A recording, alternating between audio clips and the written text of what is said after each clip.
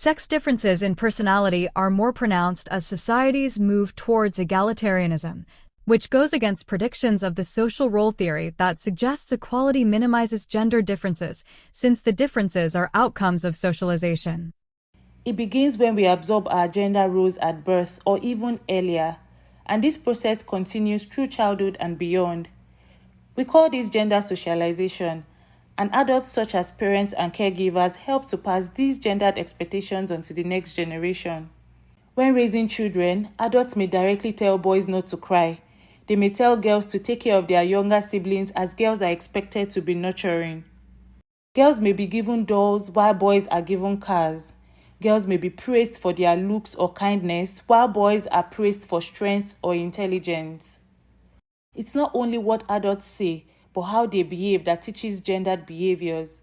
Children may observe only women and girls doing domestic and caring work.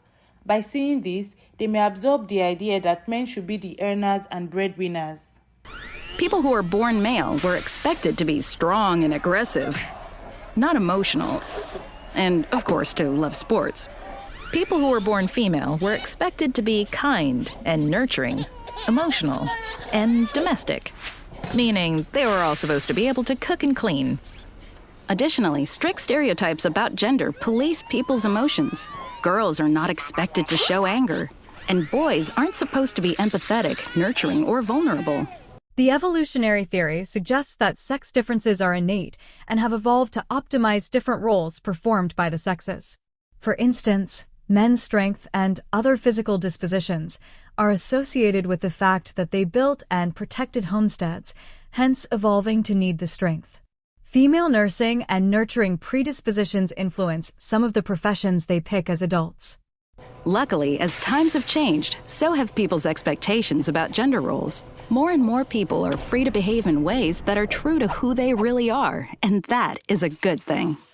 When men and women freely express themselves in societies without constraint, the sex differences often end up being greater. A very interesting explanation is often fronted. Women in more developed countries are more likely to compare themselves to men as opposed to other women, hence the greater differences. And that's a consequence of the free choice of men and women in the societies that have gone farther than any other societies to make gender equality the purpose of the law.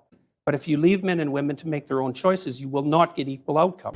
Countries like Finland, Norway and Sweden measured high for gender equality, but low for women STEM graduates. For countries like UAE, Tunisia, Turkey and Algeria, it was the other way round.